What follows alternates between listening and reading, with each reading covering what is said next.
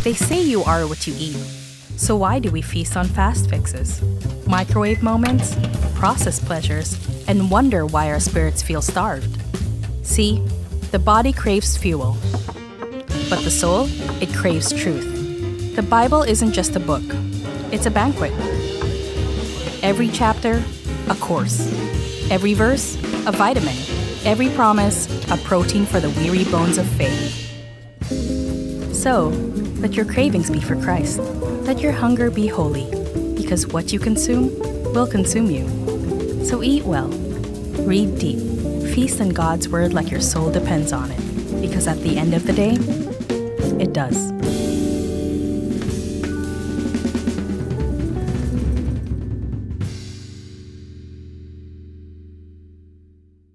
Magandang umaga po sa atin lahat. Okay. Pwede mo matiin yung katabi mo, sabihin mo, magandang Pasko nga po. Yan. Oh. Sa kabila naman, sabihin mo sa kabila, namamasko po. And malapit ng Pasko. And we know the reason of Christmas, it is because of Jesus. And kidding aside, sabihin mo rin sa katabi mo, ako'y natutuwa, ako'y nagagalak, andito ka ngayon. Yan.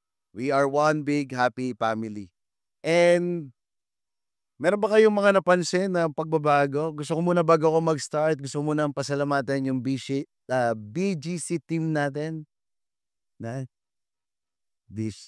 Busy kasi sila eh. Yan. Sila po ay mga single. May single, may married. Pero sila po ay produkto ng isang service sa Victory BGC. And ang goal po nila ay mag-mission. Nasa atin po sila ng 4 na araw po ngayon. Nung unang araw, leaders talk po sila sa ating mga leaders po sa campus. Then, Friday, sila po ay nag-outreach naman po sa isang sa Lukban Academy. And Saturday, meron po ng training ng kids training. And yung hapon po ay prayer and Holy Spirit. And nung gabi po, sila po ay kami po ay kasama din po doon sa single night out o single fellowship. Ang sisipag po nila, no? Pwede ba natin palakpakan muli sila? Mamaya po isa-send up. Sino po dito na-blessed? Na-blessed po ba kayo? Yeah. Yun. And siguro isa pa rin po pasalamatan natin. Nanibago ba kayo? Yeah. Ang gumawa po ng ating stage, walang iba yung ating pong artist. Yan. Si Kuya Mark Babia. Okay, again, maraming po. Sige, palakpakan po natin. Talagang lahat nagbabago. Ako na lang hindi nagbabago. But again, we are here to wrap up our series, You Are What You Eat. Nasa ika-4 na yugto na po tayo ng ating serye. And alam naman po natin, kung ano yung pinipid po natin sa atin, yun din nagiging tayo. Sabi nga, ang ating pong katawan ay kailangan po natin ng pagkain. Kailangan din po natin ng tubig. Tanong, pagka hindi ka kumain at hindi ka uminom ng tubig, anong mangyayari sa'yo? Papayat, magiging malnourished hanggang sa hindi ka na hihinga. Ang spiritual body rin po natin ay ganon. Kailangan po natin ang salita ng Diyos na ito po ang nagpapalago sa atin pong pananampalataya. Every time we hear the Word of God, every time we meditate the Word of God, every time we declare the Word of God, it gives us mature and our spiritual growth. Kaya ang tanong ngayon, ano ang kinakain mo? What you eat, you wear what you eat. You are what you eat. Or you are what you drink. You are what you wear. Unang araw po, pinag-usapan po natin that the Word of God, the authority of the Scripture. Nung unang araw, na naintindihan po natin doon na na ang salita ng Diyos ay may kapangyarihan na ito po ay buhay at aktibo at can transform life. Para po sa ating ngayon lahat. Noon naman po hindi tayo nananampalataya kay Jesus. Noon kilala natin si Jesus pero hindi siya yung ating Panginoon at tagapagligtas. Until the time we hear the word of God in John 3:16, "For God so loved the world that He gave His one and only Son, that whoever believes in Him shall not perish but have eternal life." When we hear the word of God, it totally transforms us. Pwede po natin talikuran yung ating dating pagkatao, yung dati po nating pananampalataya dahil ang salita ng Diyos ay may otoridad, aktibo, at kaya po tayong bigyan ng pananampalataya sa ating kaligtasan. Tanong, sino po dito alam mo ikaw ay nabago? Siyempre may nag-share. Sino po dito natutuwa ka may nag-share sa iyo ng gospel? But yes, God used the person, pero again, if the person not use the word of God, it will not change us. Remember the first time you accept Jesus Christ as your Lord and Savior of your life? Diba? Laging, pagka naalala mo, parang ito yung, sa ating mga Kristiyano, ito yung first love natin na, first love never dies, hindi mo mamatay. There's authority in the word of God in every aspect ng ating pong buhay. This is scripture, disobeying scripture is disobeying God. Because the word of God is coming from the Lord. It is His breath. And pagka disobey natin to, we are also disobeying the having authority to all of us, which is God. Second, we talk about the sufficiency of Scripture. It was everything we need for salvation and living God's pleasing life. Na ang lahat po ng ating pangangailangan ay atin na pong matatagpuan sa Biblia. Name it. Gusto mo ng magandang relasyon, mag-asawa? Read the Word of God. Sino dito mag-asawa laging nag-aaway? Walang nagpapababa ng loob. Pero when you read the Word of God, sabi doon, ang nagpapakumbaba ay tinataas at ang nagmamataas ay binababa. Nagpapakumbaba na ako, asawa ko. Kaya kayo, ibababa ako. Hindi. Diba? Sino dito, when we do the quiet time, when we realize that we need to humble ourselves before the Lord. Or mga anak na pasaway. Gusto mong bumait? Again, the word of God tell us that honor our parents and you will have a long life. Magulang o anak na gusto mong bumait ang iyong magulang. Sabi sa magulang, do not exasperate your child. Success in life. Yes, lahat meron po mga motivation book, but this is the best. It is sufficient. Not only sufficient, but also necessary. Ito po ay ating kailangan. Tayo daw po ay katulad ng isang baby. Tingnan mo ngayon katabi mo, mukha bang baby? Yan. Amoy baby. Oo, babyng bagong. And ano yung kailangan ng baby? Gatas. But before the word na yung word 'di ba na we are like infant or baby craving for the pure spiritual milk. Meron po doon yung sa unahan nun. Sabi noon, avoid or iwasan mo yung masasamang gawa. Maging malisyoso, maging mandaraya, yung chismosa, paninirampuri, nandun po yun. Na merong mga bagay na kailangan nating talikuran at matatalikuran po natin yon when we read the Word of God. We are not perfect. Sino po dito masasabi mo na we are not perfect? But maraming salamat sa salita ng Diyos dahil tayo po ay dinadala niya at dinadala niya dun sa pagiging perpekto. Kaya sabihin mo sa katabi mo, malapit ka na maging perfect.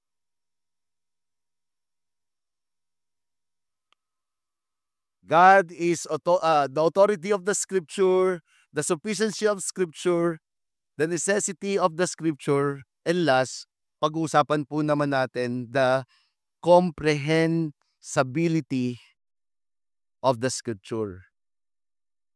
Tanong, sino ba dapat ang nagbabasa ng salita ng Diyos? Yung mga may katungkulang lang po ba dapat lamang na nasa simbahan? May narinig na ba kayo ng ganon? Parang one time nung ako po ay naging born again, tapos nag-apply po ako sa isang hospital, tapos naiwan ko yung bag ko. Nung naiwan ko yung bag ko, nandun po yung Bible ko. Tapos tinanong nila, anong religion mo? I am Catholic. Kasi when you say Catholic, you are a follower of Christ. But not are Catholic or Roman Catholic. But when they found out na may Bible ako, sabi nila, dinaya mo yung sa resume mo, sabi mo you're Catholic. Yes, I am Catholic. I am a follower of Christ. I am a Christian. Di ba yung Catholic is a universal? You're a follower of Christ. But because nakita nila yung Bible, sabi niya, ba't may Bible ka? So parang sayang, lusot na ako. Sabi ko, malusot din pala, no? Pero nung nakita nila, parang nagtatanong sila, hindi ka Roman Catholic kasi meron kang Bible. I'm not saying all ay hindi nagbabasa. Kumbaga, what do I mean? Yung iba, may paniniwala po sila na ang Biblia ay maiintindihan lang ng mga taong may katungkulan. Or when we go also sa ibang relihiyon po, na ang tanging nagpapaliwanag lang ay yung nanunungkulan. Pero us, naniniwala po ba kayo na even ang isang bata ay kaya niya pong maunawaan ang salita ng Diyos?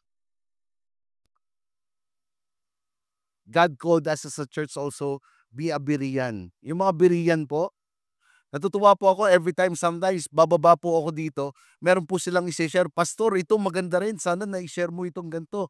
Kumbaga, hindi lang ako yung nag-aaral, pero everybody of us, binabasa po, iniintindi po yung salita ng Diyos. Si Paul po, meron siyang mga Berean na ito po, hindi lang nagsasalita si Paul, pero ini-scrutinize po nila yung salita ng Diyos. So ano po yung gusto kong ipunto? That the Bible is understandable by all who seek God, help, and are willing to follow its teaching. Sa mga gustong magsaliksik, sa mga gustong makinig ng kanyang katuruan, sabi daw po dito, ito daw po ay ating maiintindihan at mauunawaan. In Deuteronomy 6, God's word is not just for expert. Even a child can understand it, meant to be grasped and lived out by everyone. Babasahin po natin ngayon yung sa Deuteronomy 6 na kahit daw po bata ay kayang unawain ang kanyang salita. Can we all stand up and let us read the word of God? Can you open our Bible in Deuteronomy chapter 6, verse 1 to 9? This is the word of the Lord. Now, this is the commandment, the statutes, and the rules that the Lord your God commanded me to teach you, that you may do them in the land to which you are going over, to possess it, that you may fear the Lord your God, you and your son, and your son's son, by keeping all his statutes and his commandment, which I command you, all the days of your life, and that your days may be long. Hear, therefore, O Israel, be careful to do them, that it may go well with you, and that you may multiply greatly as the Lord, the God of your fathers, has promised you in the land flowing with milk and honey. Hear, O Israel, the Lord our God, the Lord is one. You shall love the Lord your God with all your heart, with all your soul, and with all your might. And this word that I command you diligently, diligently to your children, and shall talk to them when you sit in your house, and when you walk by the way, and when you lie down, and when you rise. You shall bind them as a sign of your hand, and they shall be as frontlets between your eyes. You shall write them on the doorposts of your house and on your gates. Let us pray. Lord, thank you for your word. We allow you, God, the Holy Spirit, to speak to us today. We pray, God, that as we understand your word, it gives us a delight to understand that truly your word is a source of life and hope to all of us. That it is necessary, it is sufficient, it has authority in all of us. In Jesus' name, amen and amen. Sige po, pwede na po tayo mo po. Ito po yung Deuteronomy 6. Ito po ay sinulat ni Moses. At sinasaad po dito ni Moses doon sa mga Israelita na makinig, matuto, at ipamuhay ito sa kanilang buhay. Ito po ay commandment ng Panginoong Diyos. So, understanding nito, si Moses po, makikita natin dito, meron siyang clear understanding to the Lord. Meron po siyang ganon ka pag-uusap sa Panginoong Diyos. Kaya si Moses po, inatasan naman siya po doon sa mga Israelita na ituro ito. Na makinig daw po yung mga Israelita, na hindi lang makinig, but also matuto. Kaya po, first point po natin, a clear direction for life. Listen, learn, and live out God's command. Deuteronomy 6:1. Now this is the command, that the statute of and the rules that the Lord your God command me to teach you, that you may do them in the land to which you are going over to possess it. Sabi niya, makinig kayong mabuti. Ito yung gagawin nyo dun sa pangako na ibibigay ko sa inyo. In this time, ano po sila, nasa katatapos lang po nila yung 40 years of wilderness. Sino po dito may kakilala kang matigas ang ulo? O ba't tinitingnan nyo yung katabi nyo, ha? Di ba? Hanggang hindi nyo natututunan ang bagay na ito, magpapaikot-ikot at magpapaikot-ikot lang kayo. Pero to all of us, kahit ikaw, meron pong magandang pangako sa atin ng Panginoong Diyos. That's why, yung salita po niya ay kailangan po natin maintindihan at maunawaan. Sinasaad po dito that the Word of God is understandable in its purpose. Ang salita po niya ay madali po natin maunawaan at kung anong layunin po ng kanyang salita. Sabi ko nga po, every time we hear His Word, it gives us life. It gives us hope. Tama ba? Sino dito? Every time you do your quiet time, every time you hear a word from the Lord. Kanina po, nung may pumanik dito. And it's the prophecy from the church na magkakameron daw tayo ng puso katulad ng puso ng ating Panginoon, na ganun daw po yung pag-reach po natin sa mga tao. Sino po dito? When we hear the word of God, you truly parang you amaze. Naiyak ka na. Ako, naiiyak po ako. Ano po yung nakikita ko? The purpose of the Lord here in our church ay mangyayari. Every time lagi natin we honor God and we make disciple because we love God. We love people. Kaya nga po tayo padami ng padami. Next year, samahan niyo po kaming manalangin na tayo po ay maging 2 na ang service sa umaga. Kasi po masyadong puno na tayo, hindi na wala sige palakpakan po natin ang Panginoon. Nagpadagdag na po tayo nung 3 aircon natin, nagpadagdag ng isa, nagpadagdag pa uli ng isa. Ngayon mainit na naman. Puwede ba magtanggal ako ng yun lang walang gusto. Ibig sabihin 'pag umiinit, dumadami ang tao. 'Pag dumadami ang tao, susunod po, hindi na po ito mapupuno. Alam niyo po kung sino may kasalanan? Kayong mga leader. Palakpakan po natin yung mga leader natin, yung mga may puso pag-disciple. And thank you sa inyo po sa walang sawang and that's the purpose of the Lord. When we hear the word of God, honor God and make disciple, it will end up gagawin po natin yung mga bagay na yan. Verse 2, sabi po dito, that you may fear the Lord your God, you and your son and your son's son, by keeping all his statutes and his commandment, which I command you all the days of your life, and that your days may be long. Gusto mo daw humaba ang iyong buhay? Your days may be long. Sabi daw, ituro mo to sa iyong anak at yung anak mo, ituturo ito sa iyo pang anak. Una si Moses. He received the love of the Lord and obeying God. He experienced how powerful God is. Ikaw namin nasusunog na bus para yung ano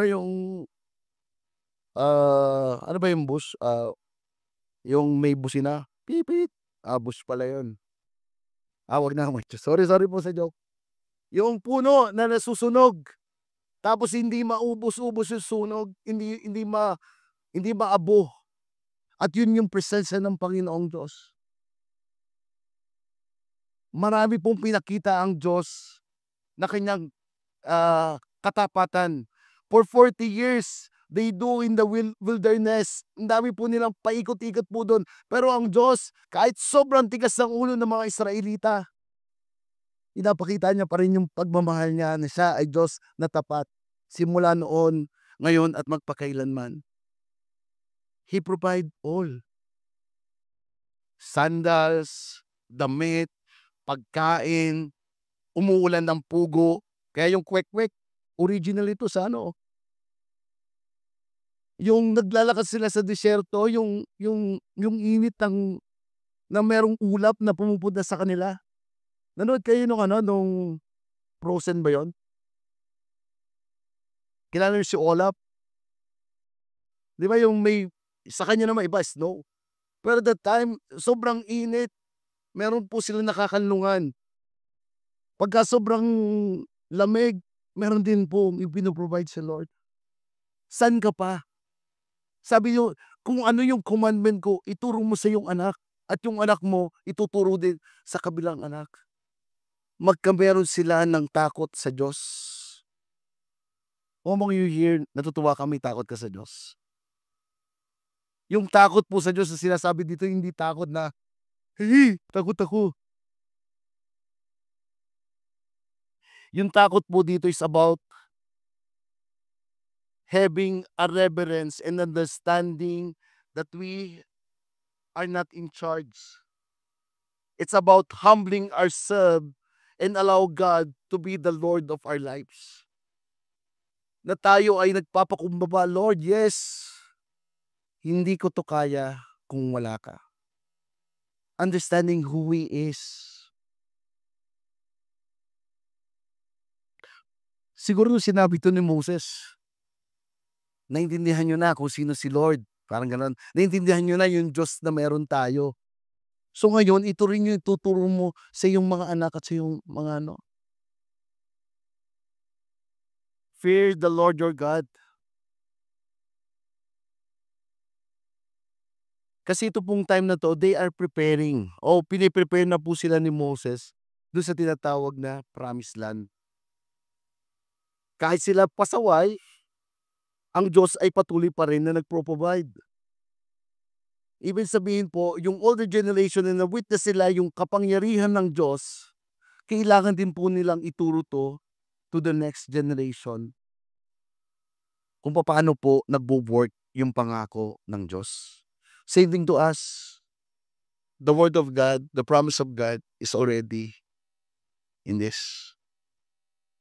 Sino po dito natutuwa ka dahil marami na pong pangako ang Diyos na nangyari sa buhay mo?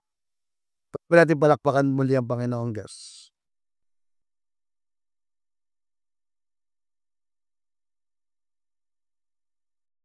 Ate Bener, milyonarya ka na, 'di ba? Okey lang ba ikuwento ko yung testimony mo? Ayan. And my God, sabi niya, "And my God will supply all our need." Every time I call recently lang po namatay yung asawa ni Ate Bener. Pero every time I call her, lagi niya sasabihin, "Don't worry pastor, okey na ang lahat." Ay kumusta po kayo diyan? Ito, 300,000, 400,000, milyon na pala yung bill namin. Pero don't worry, God will provide.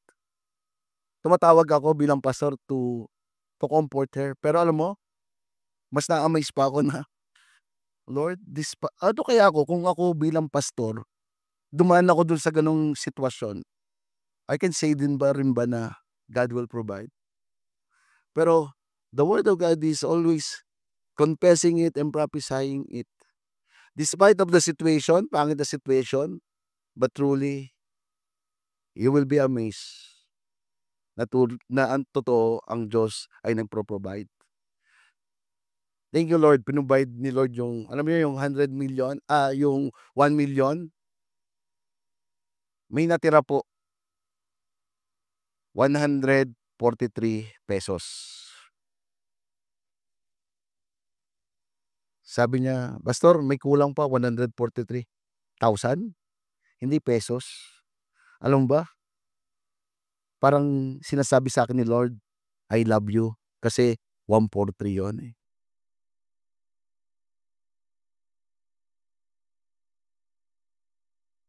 Well, look at this. Kung ikaw yun, para sabihin mo crazy ano, nawala na yung kanyang husband, pero andun pa rin yung joy to the Lord. That in the end, kahit ano nangyari, she will praise God and honor God, that God is the one who will provide. Ang kanyang salita ay hindi mauwi sa walang kaparpaunan. Ang salita niya ay mauwi ang purpose nito sa purpose nito. Puwede ba natin palakpakan ng Panginoong Diyos? Verse 3, "Hear therefore, O Israel, and be careful to do them.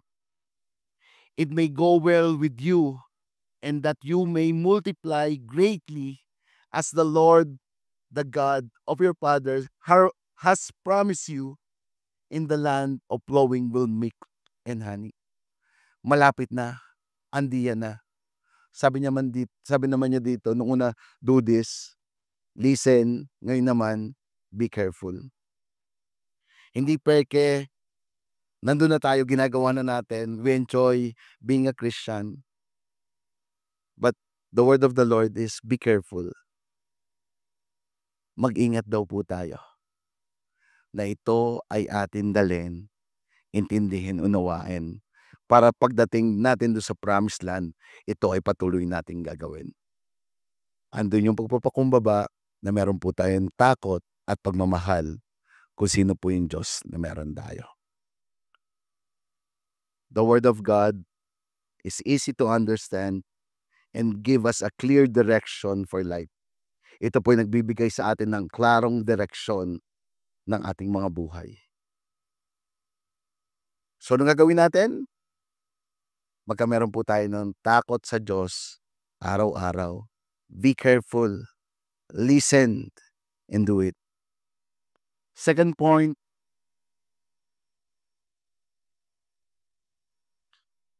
a clear call to devotion. Verse 4, Hear, O Israel, the Lord our God, the Lord is one. Makinig kayo, o mamayang ng Israel, ang Panginoon ng ating Diyos ay iisang Panginoon lang.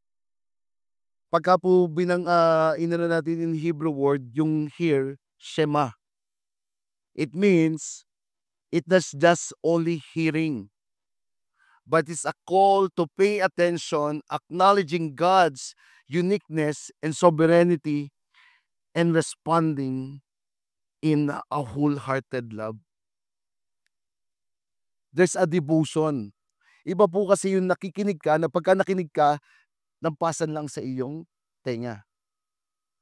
Pero pagka devotion to, pagka narinig mo lang, nag-aatubili ka, nagagawin mo na yung bagay na yun. Tama ba? Sino po dito, you are sumbarser? Sumba. Sino dito, mahilig ka magsumba? Sumba. Sino dito, devoted ka sa basketball? Pagka basketball. Sino dito yung exercise? Yung pickleball. Di ba yung mga minsan, kahit masama ang pakiramdam mo, pero pagka devoted ka sa isang bagay, wala ka nang atubili, gagawin mo na, pupunta ka, tatakbo ka na. Because you are devoted. Same thing here, sabi dito, Shema is about devoting, listening with action. Hindi lang siya napakinggan sa tenga, labas ka agad, but you are devoted to do it. Shema Israel Adonai Eloheinu Adonai Echad. The Lord is one. Love Him with everything you are. Nag-iisa lang po ang ating Diyos. Kaya mahalin natin siya ng lahat-lahat sa atin. Handa ka bang ibigay ang lahat-lahat sa nag-iisa nating Diyos? Bakit po sinabi, He is one God? Kasi wala na pong papantay sa ating Diyos na meron po tayo. Kung tutusin po, hindi niya tayo kailangan. Tayo po yung may kailangan sa Diyos. He is three person. God the Father, God the Son, and God the Holy Spirit. Kung tutusin kung relationship, okay na po siya. But He created us because He want to have a relationship also to all of us. Tingnan mo na lang to. Yung Diyos na meron tayo, na ganun kalaki, ganun ka makapangyarihan, ganun ka katalino, gusto tayong makadaupang palad. He is only one God. So let devoted ourselves to Him. Sino dito nakakita ka na ng artista? Diba? Or NBA player. Di ba tuwan-tuwa ka na hindi ka naman kilala nun. Pero yung nag-iisang Diyos na makapangyarihan sa lahat, nasa Kanya na ang lahat, ganun niya tayo kamahal. And He is willing to die for all of us so that yung sin natin ay Kanyang makuha. So ano pang idadahilan mo para hindi mo ibigay ang buo mong sarili sa Kanya? Verse 5, You shall love the Lord your God with all your heart, with all your soul, with all your might, and this word that I command you today shall be on your heart. Yung commandment daw niya ay hindi lang daw po naandito o nakasulat, but daw po ito'y dapat nakasulat, naka-embedded daw sa ating mga puso.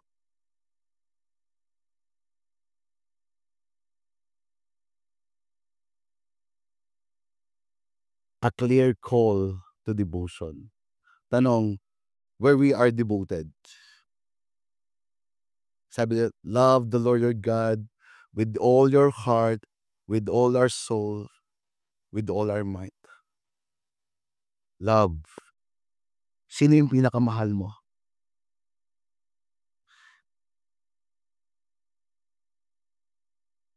If we understand His love, His grace to us, we are also give our love to Him. Kalakasan. San mo inuubos yung kalakasan na meron tayo? He give all also to us. Mind, soul, heart. Soul, kaluluwa. Yung mga beliefs na meron tayo, yung mga pananampalataya na meron tayo, are you willing to surrender it to the Lord? Be devoted to our God. Knowing God involves in spending time with Him and caring about what He cares about. Ang sinabi po dito na Shema is about devoting to the Lord or not only hearing His word but obedience po sa Kanya. At sinasaad din po dito na kung gusto po natin malaman at makilala siya, we need to spend more time and also care kung ano yung nais niya. Tama ba? Dati naman ayaw mong sumimba lalo na umuulan, di ba? Mga ganun. But ngayon you make time, you devoted your time because you're excited to hear the word of God. Dati naman hindi ka naman nag-share ng gospel eh. O dati lagi kang galit. Sino dito may kakilala kayo laging galit? Minsan nagagalit pa rin. Kanina yung tricycle, muntik na naman. But I hear the word of God. The fruit of the Spirit is love, joy, peace, patience, goodness, kindness. Doon na lang, Lord. Wala lang self-control. Diba? The word of God will help us. When we devoted to Him, it also changed our lifestyle, our time, our devotion.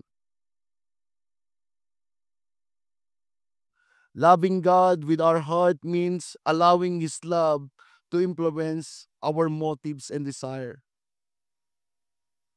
Loving all our soul encompasses our belief system, thinking patterns, perspective, identity, and ways of relating.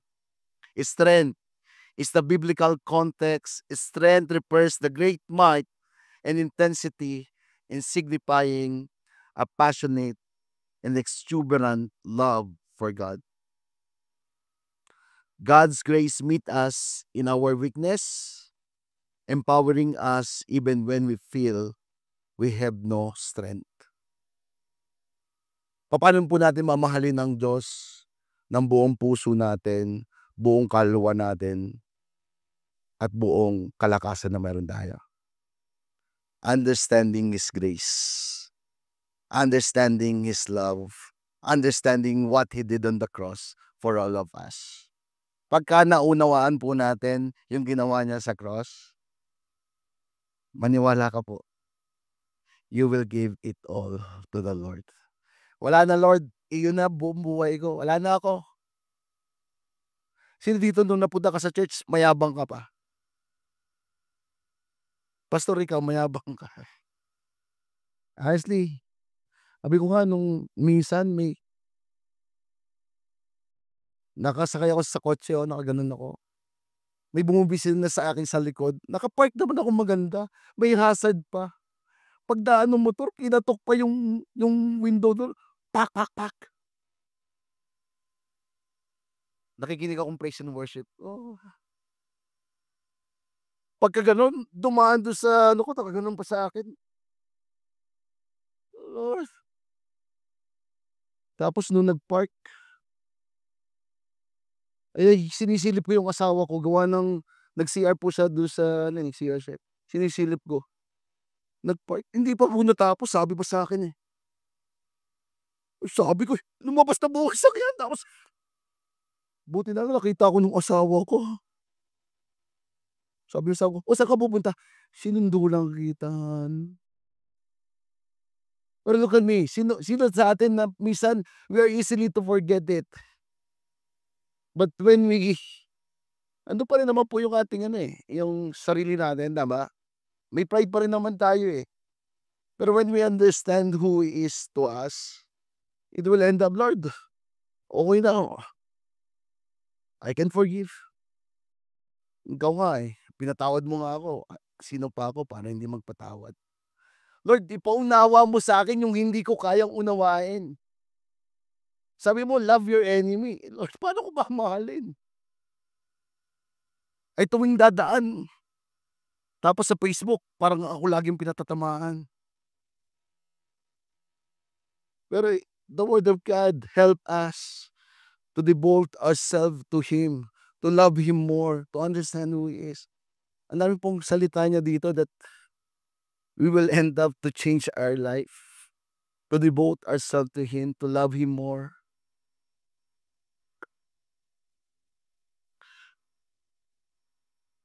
Nung ako po'y Kristiyano, akala ko lagi yung cross, niligtas niya lang ako. Pero yung cross, hindi lang po niligtas niya tayo, but there's a power in it. Are you willing to open it? Handa ka ba na buksan ang mga maraming pangako ng Panginoong Diyos na ibinibigay po sa atin? It give us life. It give us hope. As I end, a scripture in everyday life. Ito pong scripture na 'to, hindi lang tinuturuan tayo ng direksyon, hindi lang po niya tinuturuan din tayo na maging devoted sa ating Panginoong Diyos, but last, it's for our everyday life. You shall teach them diligently to your children, and shall talk of them when you sit on your house, and when you walk by the way, and when you lie down, and when you rise. You shall bind them as a sign on your hand, and they shall be frontlets between your eyes, and you shall write them on the doorposts of your house and on your gates. Ganun po kahalaga ang salita ng Diyos. Sabi daw po, kung maaari, itali mo ito sa iyong kamay. Meron ka bang kakilala yung parang nakalansing? Yung pusa namin, nilagyan namin ng ano, ng anong tawag do'n, yung collar. Kalimbang lang ang tawag, eh. Nilagyan namin ng collar, so kung nasaan, nandun. So sabi daw yung salita ng Diyos parang ganun daw ilagay natin dito. Tapos nandun daw sa ating mata. Yung sino dito may bangs? Dati may bangs ako, eh. Ngayon naubos na, eh. Hindi, parang baga naiilang ka gawa nung bangs mo. Nandito daw po. Tapos ilagay daw po natin sa lahat ng wall ng pagkagising natin, makikita na daw po natin. You know, the word of God is just like a medicine to all of us. I don't know, ano yung need natin to be devoted to the Lord? Kasi tayo malilimutin, tama ba? Sino po dito malilimutin? All of us. That's why ganun daw po natin pahalagahan ang salita ng Diyos. As scripture in everyday life, pang-araw-araw po natin. Sino po dito mga magulang? Meron pong utos sa atin. Some of you mga estudyante kayo, meron po kayong hina-handle na mga one-to-one nyo, nasa small group nyo. You are also a mother to them. Sabi daw po dito, you shall teach them diligently to your children, and shall talk to them when you sit in your house, and you walk by the way, and when you lie down, and when you rise. Bilang mga magulang daw po, or bilang mga spiritual father and mother, ito daw po ay gawin natin. Nakaupo ka, ituturo mo 'to. Habang naglalakad ka, ituturo mo 'to. And all what we doing, ituro daw po namin 'to. Yung mga anak, pasalamat kayo sa mga magulang niyo kung laging sinasabihan kayo. Sino dito mga anak, yung mga ano, laging sinasabihan kayo, "Oh, mag-quiet time na kayo. Sa bahay namin ang ingay." Yung asawa ko, pagka medyo nagsasalita na ako, "Ano ba yan, Ron, nag-quiet time ka na." In every day of our life. As I end, the word of God is meant to live out and visible in everyday life. Ito pong salita ng Panginoong Diyos ay kailangan po nating ipamuhay at pang-araw-araw po natin itong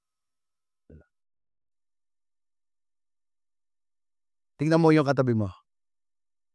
Sabihin mo, "Can you be a walking Bible?" 'Di ba? Papaano yun, pastor? Naglaka okay ba? The Bible is a love story of the Lord to all of us. As we receive His love, we can also give also to others. So, handa ka na bang ipamuhay ang salita ng Diyos? Ibigay po natin yung pag-ibig na na-receive natin mula sa Panginoon at ibigay po natin 'to sa mga taong nangangailangan. Forgiveness is a sign that we are giving our love to others. Helping others is also a sign that we giving our love to others. Generosity is also giving our love to others. Lahat po tayo may mga gifts. Service, preaching, and a lot more encouragement. Sino po dito may mga gifts kayo? O yung iba, exchange gift lang? Hindi. We have gifts. At yung gifts pong yon ay binigay po sa atin ng Panginoong Diyos para po to encourage the church. Encourage people. John 16:13, when the Spirit of truth comes, He will guide you into all the truth, for He will not speak on His own authority, but whatever He hears, He will speak, and He will declare to you the things that are to come. When we accept Christ as Lord and Savior of our life, the Holy Spirit is living in us already. Ito po yung nagpapaalala sa atin. Ito po yung nagga-guide sa atin, nagtuturo sa atin, and nagre-rebuke sa atin. I don't know, nung hindi ka pa naman Kristiyano, nung wala ka pang relationship kay God, wala ka namang pakialam eh, di ba? Wala kang pakialam sa kasalanan. Pero when the God, the Holy Spirit is in us, He remind us, He teach us, and also He rebuke us. I believe also today, the God, the Holy Spirit is in us. Maybe you ask for direction. Again, God will remind you. God, the Holy Spirit will remind you the word for your direction. Maybe some of you asking, Lord, nasaan na yung relationship ko sa'yo? Nasaan na yung devotion ko sa'yo? I believe God, the Holy Spirit, will not only guide you, but also teach you. And even when we are living in the things na hindi kaaya-aya sa Diyos, the God, the Holy Spirit, rebuke us by using His word to us. So as I end, we are what we eat. Are you willing na magkameron tayong time of devotion? Kahit sa isang araw, magbasa tayo ng kanyang salita. Can you all stand up?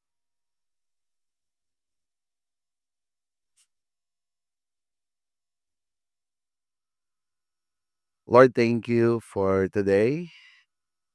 We ask God that it's you, Lord, who give us this time and moment, Lord, to understand your word. We pray, God, that as we are here, We are here, Lord, expectant for your word. As everybody close eyes and bow their head, I believe God wants to speak to us. I will call Joben to minister us, to share to us what is the word of the Lord in us. But if you are here today, you are bowing your head and close your eyes, be expectant that the Lord will minister you today.